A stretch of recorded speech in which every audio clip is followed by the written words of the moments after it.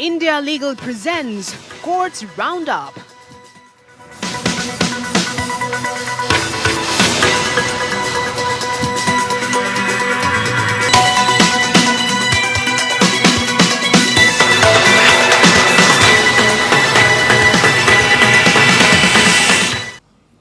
और चलिए courts roundup की शुरुआत करते हैं और सबसे पहले बात बुलडोजर एक्शन की। नूंह में बुलडोजर एक्शन पर पंजाब हरियाणा हाईकोर्ट ने स्वतः संज्ञान लेते हुए तोड़फोड़ की कार्रवाई पर रोक लगाने का आदेश दिया है। नूंह में अवैध निर्माणों पर प्रशासन की कार्रवाई की जा रही थी। हाईकोर्ट ने मेवात में अतिक्रमण हटाने और निर्माण गिराने पर संज्ञान लेकर हरियाणा सरकार से जवाब तलब किया है। पंजाब हरियाणा हाईकोर्ट के जस्टिस गुरमीत सिंह संधावालिया ने रोक लगाने के आदेश दिए हैं। दरअसल नूंह में पिछले 4 दिन से तोड़फोड़ की कार्रवाई चल रही थी। इस दौरान सैकड़ों घर, दुकान, शोरूम, झुग्गियां और होटल गिराए जा चुके हैं। प्रशासन ने इन्हें अवैध बताते हुए कहा कि इनमें रहने वाले 31 जुलाई की हिंसा में शामिल थे।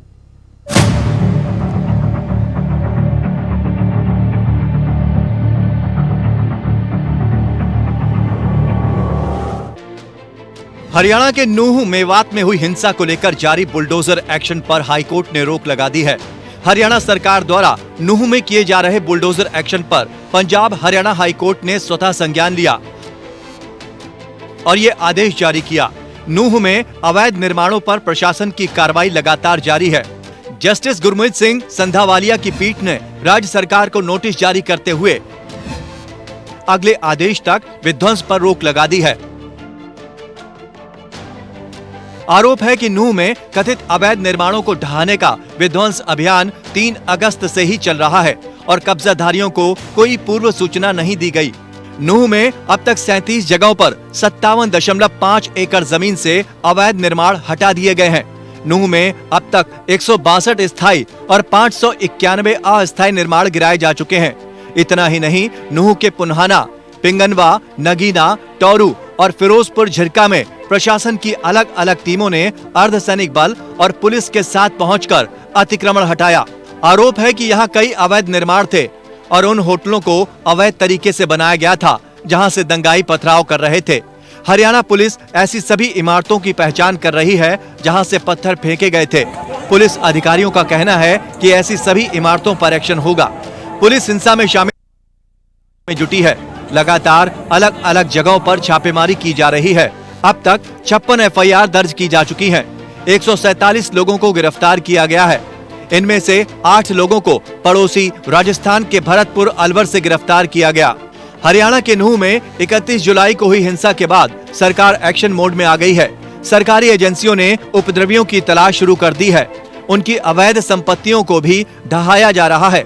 इसके साथ ही उन जगहों का भी पता लगाया जा रहा है जहां से पत्थरबाजी की घटनाएं हुई हैं। शनिवार को प्रशासन ने हिंसा के दौरान जिस होटल से पत्थरबाजी की गई थी उस पर बुलडोजर चला दिया। पूरे हरियाणा में करीब 104 एफआईआर दर्ज की गई हैं। करीब 216 गिरफ्तारियां हुई हैं और 83 लोगों को हिरासत में लिया गया है। जिला प्रशासन ने शनिवार को नल्हर मेडिकल कॉलेज के आसपास की 2.6 एकड़ जमीन समेत 12 अलग अलग स्थानों पर अवैध निर्माण पर बुलडोजर चलाया। डीएम ने कहा, अवैध निर्माण और असामाजिक तत्वों पर कार्रवाई चलती रही है। ऐसे लोगों को चिन्हित किया जा रहा है। एसडीएम अश्विनी कुमार ने कहा, ये अवैध निर्माण थे। तोड़े गए निर्माणों के मालिकों को पहले ही नोटिस दिए गए थे। ब्रजमंडल धार्मिक यात्रा के दौरान हुई हिंसा में कुछ अवैध निर्माण के मालिक भी शामिल थे। अतिक्रमण के खिलाफ ये अभियान जारी रहेगा। Bureau report.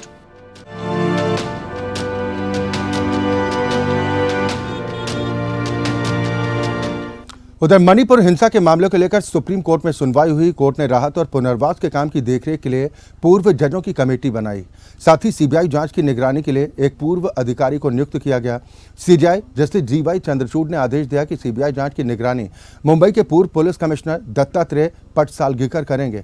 सीजेआई ने कहा कि राहत पुनर्वास पर सुझाव के लिए हाईकोर्ट के 3 पूर्व जजों की कमेटी बनाए, जिनमें गीता मित्तल, शालिनी जोशी और आशा मेनन शामिल होंगी। इसकी अध्यक्षता हाईकोर्ट की पूर्व जज गीता मित्तल करेंगी। सुप्रीम कोर्ट में मणिपुर के मामले को लेकर सुनवाई हुई। इस दौरान सीजेआई ने कहा कि 3 सदस्यीय न्यायिक जांच कमेटी का गठन किया गया है। जम्मू कश्मीर हाईकोर्ट की पूर्व जज गीता मित्तल की अध्यक्षता में 3 सदस्यीय कमेटी का गठन किया गया है। कमेटी के अन्य 2 सदस्य हैं जस्टिस आशा मेनन और जस्टिस शालिनी पंसाकर जोशी। सीबीआई ने केंद्र सरकार से कमेटी के जजों के लिए पर्याप्त सुरक्षा व्यवस्था करने का निर्देश दिया है। कमेटी हिंसा प्रभावित लोगों को मुआवजा, पुनर्वास और अन्य राहत की सिफारिश करेगी। सुप्रीम कोर्ट ने कहा कि जांच सीबीआई को स्थानांतरित कर दी गई। सीबीआई जांच की निगरानी मुंबई के पूर्व पुलिस कमिश्नर दत्तात्रेय पटसालगीकर करेंगे। जांच में कम से कम डिप्टी एसपी रैंक के 5 अधिकारी होंगे, जिन्हें विभिन्न राज्यों में सीबीआई में लाया जाएगा। ये अधिकारी सीबीआई के बुनियादी ढांचे और प्रशासनिक ढांचे के चारों कोनों में भी काम करेंगे।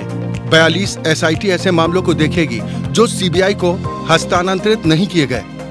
हर एसआईटी में कम से कम एक इंस्पेक्टर सदस्य हो, जो दूसरे राज्य की पुलिस से होगा। दूसरे राज्यों से डीआईजी रैंक के 6 अधिकारी हों और 42 एसआईटी के काम पर निगरानी रखेंगे। वहीं मणिपुर डीजीपी सुप्रीम कोर्ट में पेश हुए।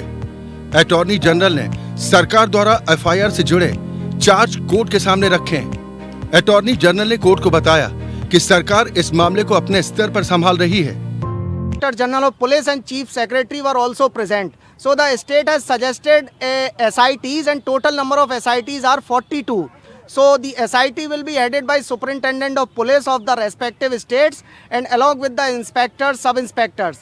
So after hearing the submissions, the court has reached upon the conclusion that the court will be dictating a detailed order and framework has been announced by the court. That is first of all, a commission, a inquiry committee will be appointed, will be constituted by the court, which will be headed by the retired Chief Justice of the High Court, Honorable former Justice Mrs. Geeta Mittal, and that committee will be of 3 judges.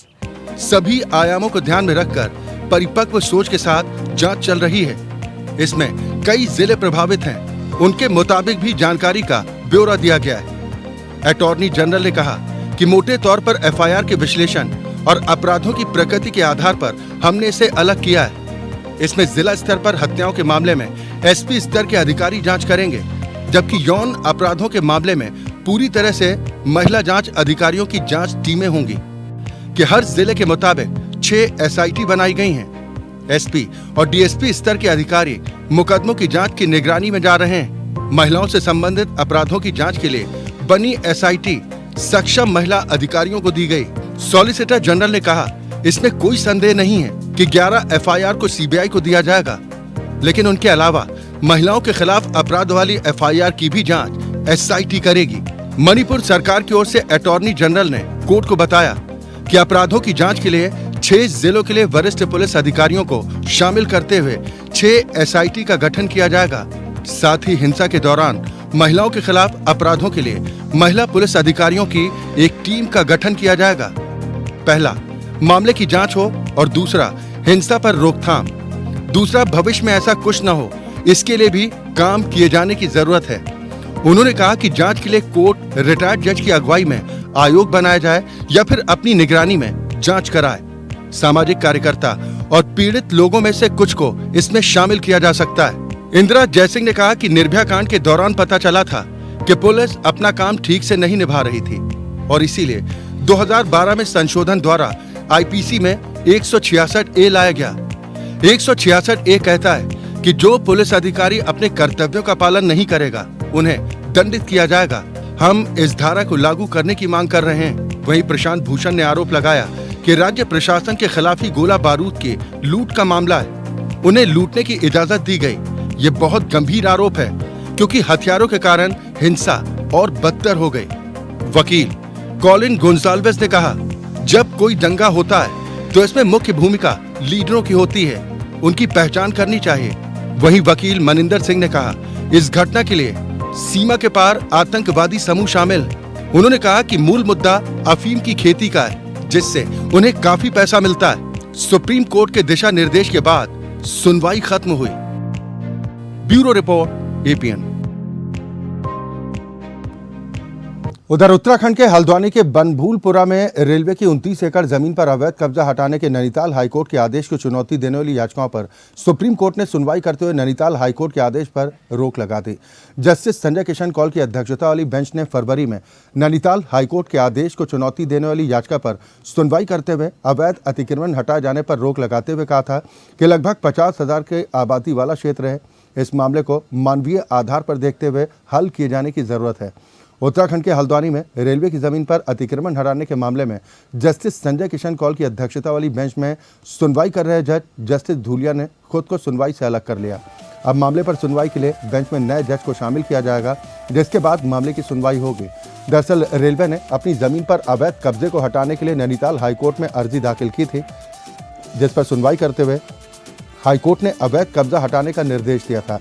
High court के आदेश के बाद railway ने अवैध अतिक्रमण करने वालों को जगह खाली करने के लिए 1 सप्ताह का वक्त दिया था। हल्द्वानी रेलवे स्टेशन के आसपास का ये पूरा इलाका लगभग 2 किलोमीटर से भी ज़्यादा है। इसमें गफूर बस्ती, ढोलक बस्ती और इंदिरा नगर बसे हुए हैं। यहाँ के आधे परिवार भूमि के पट्टे का दावा कर रहे हैं। इस क्षेत्र में 4 सरकारी स्कूल, 11 निजी स्कूल, 1 बैंक, 2 ओवरहेड पानी के टैंक, 10 मस्जिद और 4 मंदिर। रेलवे की जमीन पर अतिक्रमण का ये मामला साल 2013 में कोर्ट पहुंचा था। तब याचिका मूल रूप से इलाके के पास एक नदी में अवैध खनन के बारे में आई थी।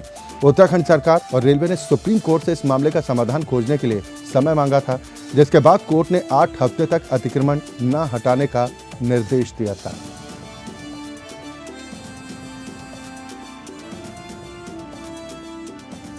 उधर सुप्रीम कोर्ट ने तमिलनाडु के मंत्री सेंथिल बालाजी को झटका देते हुए बालाजी और उनकी पत्नी की याचिका को खारिज कर दिया है। सुप्रीम कोर्ट ने मनी लॉन्ड्रिंग मामले में सेंथिल बालाजी की गिरफ्तारी को वैध माना और ईडी को मंत्री से हिरासत में पूछताछ की मंजूरी भी दे दी। सेंथिल बालाजी और उनकी पत्नी ने मद्रास हाईकोर्ट के फैसले को चुनौती देते हुए सुप्रीम कोर्ट का रुख किया था। मद्रास हाईकोर्ट ने भी अपने फैसले में ईडी की ओर से सेंथिल बालाजी की गिरफ्तारी को बरकरार रखा था। सुप्रीम कोर्ट ने ईडी को नौकरी के बदले नकदी घोटाला मामले में 12 अगस्त तक हिरासत में रखने की अनुमति दी। Justice A.S. बोपन्ना और जस्टिस M.M. सुंदरेश की खंडपीठ ने माना कि गिरफ्तारी के खिलाफ बंदी प्रत्यक्षीकरण याचिका सुनवाई के योग्य नहीं है। बंदी प्रत्यक्षीकरण याचिका में रिमांड के आदेश को चुनौती नहीं दी जा सकती। ईडी ने बीते 14 जून को तमिलनाडु सरकार में मंत्री सेंथिल बालाजी को मनी लॉन्ड्रिंग मामले में गिरफ्तार किया था। बालाजी पर आरोप है कि उन्होंने पूर्व की अन्ना द्रमुक सरकार में परिवहन मंत्री रहते हुए नौकरी के बदले उम्मीदवारों से पैसे लिए थे। बालाजी पर मनी लॉन्ड्रिंग का भी आरोप है। इस मामले में ईडी ने बालाजी के ठिकानों पर छापेमारी कर उन्हें गिरफ्तार किया था। ईडी की ओर से गिरफ्तारी के विरोध में सेंथिल बालाजी ने मद्रास हाईकोर्ट का रुख किया था, लेकिन हाईकोर्ट ने बालाजी की गिरफ्तारी को बरकरार रखने का आदेश जारी किया था। हाईकोर्ट के फैसले को चुनौती देते हुए सेंथिल बालाजी और उनकी पत्नी ने सुप्रीम कोर्ट में याचिका दायर की थी। सुप्रीम कोर्ट में ईडी की तरफ से सॉलिसिटर जनरल तुषार मेहता और सेंथिल बालाजी की तरफ से वरिष्ठ वकील मुकुल रोहतगी ने दलीलें पेश की। सुप्रीम कोर्ट ने दोनों की दलीलें सुनने के बाद बीते बुधवार को अपना फैसला सुरक्षित रख लिया।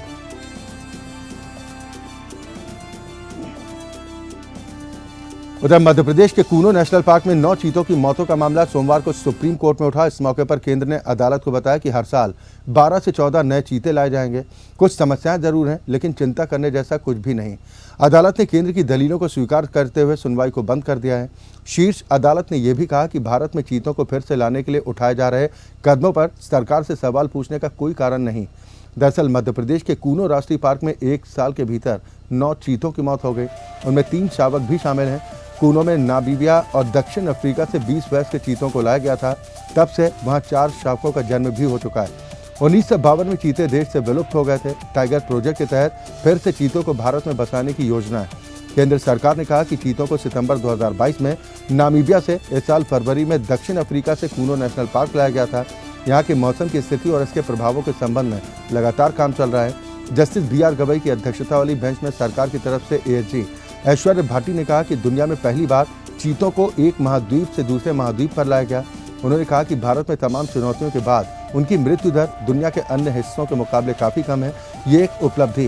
उन्होंने चीतों की समस्या के बारे में बताते हुए कहा कि इन्फेक्शन और डिहाइड्रेशन भी उनकी मौत का कारण है। साथ ही उनके जन्म के बाद उनके रहने वाले खो यानी कि बाड़े का तापमान ज़्यादा होना भी उनके लिए मुश्किल होता है, क्योंकि नामीबिया और दक्षिण अफ्रीका के कम तापमान के मुकाबले यहाँ पर तापमान ज़्यादा रहता है। इसके अलावा उन्होंने कहा कि चीतों को बाघ, तेंदुओं और जंगली सूअरों जैसे अन्य जंगली जानवरों से शिकारियों से बचाना बड़ी चुनौती है। उन्होंने बताया कि हमारी योजना के मुताबिक हर साल औसतन 5 से 8 चीता शावक होंगे। सरकार अगले 5 साल तक हर साल 12 से 14 चीते लाने की योजना तैयार कर रही है। कई एक्सपर्ट ने चीतों की मौत का कारण इस्तेमाल किए गए घटिया रेडियो कॉलर को जिम्मेदार बताया, जबकि सरकार ने इन आरोपों को खारिज कर दिया है। एक चीता सूरत की मौत 14 जुलाई को हुई थी। उसके गर्दन में कॉलर के चलते घाव हो गया था, कीड़े पड़ गए थे, संक्रमण हुआ था। सरकार ने सुप्रीम कोर्ट में किसी भी चूक से इनकार करते हुए कहा कि विदेशी विशेषज्ञों की सलाह ली गई थी और समय समय पर उनकी सलाह ली जाती।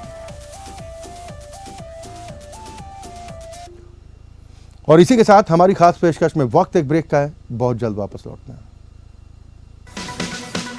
India Legal presents Courts Roundup.